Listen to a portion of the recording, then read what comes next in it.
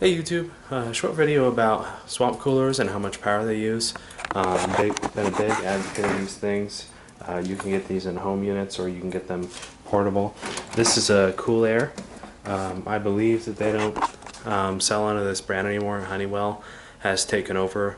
I think that Honeywell is kind of a crappy company, but there's another company called, I think, Sunpen Town. It's Chinese. This one has been super reliable. I've had this for 3 years. I've used it to cool my entire house when the main swamp cooler was down. Yeah, it's been excellent. Right now I just kind of use it for my garage. It was 90 degrees today and I kept the garage fairly cool using this. But yeah, I'm going to turn it on. Turn it on low speed. Default is that cool is not on. I usually put swing mode on for intermittent breeze, and it just kind of does this all day. So let's look at the power usage. 74 watts. That ain't much.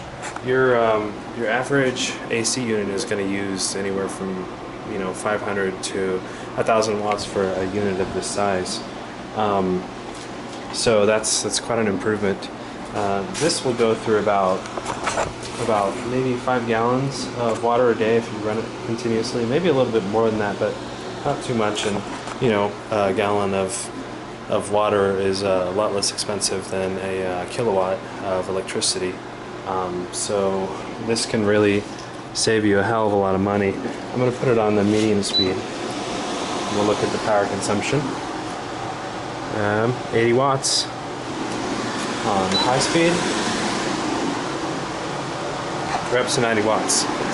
So, and if you just use this as a fan, looking at about 67 watts right there. Listen, kind of hot. I'm going to turn it on to cool mode. Yeah, there's a little water pump inside here. That really doesn't use many watts. Here you can kind of give you an idea. It shoots water up here and then filters it down into a pump, which goes into this element right here, and through some form of magic you end up with air that is very nice and cold. And we got a little temp sensor here. I'll show you what the air is. Right now, we're at a nice maybe 70 degrees or so. And let's see what's coming out of here. Stick it right up. The peak temperature is 28 degrees Fahrenheit. And then we'll just kind of pull out and get an idea of what's coming out and how far it goes. Still got 60 there.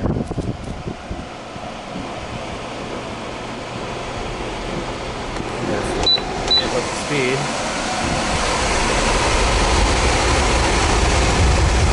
It's almost too cold right there. And we've got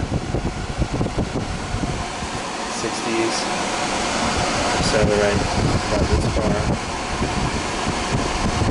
So if you had a small space for a bedroom or just maybe a living room that was closed off, this would work great. You could probably use it for an RV. You could definitely use it for a car. One thing about these is that they only tend to work in dry environments. The more humid it is, the worse that this thing is going to perform. You want to be in an environment that's about 50% humidity or less. Right now I think we're at maybe 40% humidity, and this thing's working. It's working quite well. At 20% humidity, like if you live in Colorado, West Texas, some parts of Utah, Arizona, New Mexico, you can see those. This will work fantastic. You will not want an air conditioner. One consideration is that they do humidify the air a little bit. In the garage, it can get a little humid in here. I could easily correct that by building kind of a vent on the intake port. It goes, takes dry air from the outside and then pumps it in there, and then also establish a little positive pressure by cracking the garage door open or cracking another window to the opposite of it. And I could run this without it getting humid. So yeah, our swamp cooler in our house works excellent if you crack a window open. The highest humidity we've ever seen it increased to was about 54% or whatnot, which is bearable when it is down to 70 degrees. So it can make this this hot desert environment and very nice. I mean, it's been 90 degrees and it's 72 degrees in the house, which is perfect.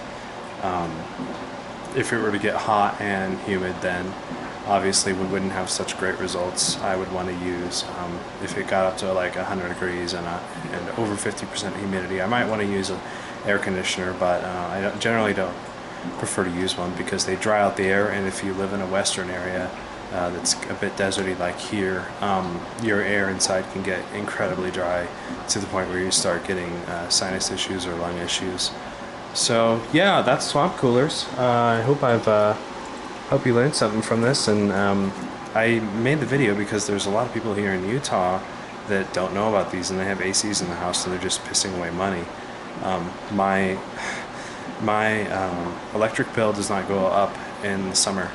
It is the lowest all year in the middle of summer when it's at its hottest, because I just, I might be paying $5 to $10 to run the swamp cooler inside of our house. It's almost like it costs me nothing.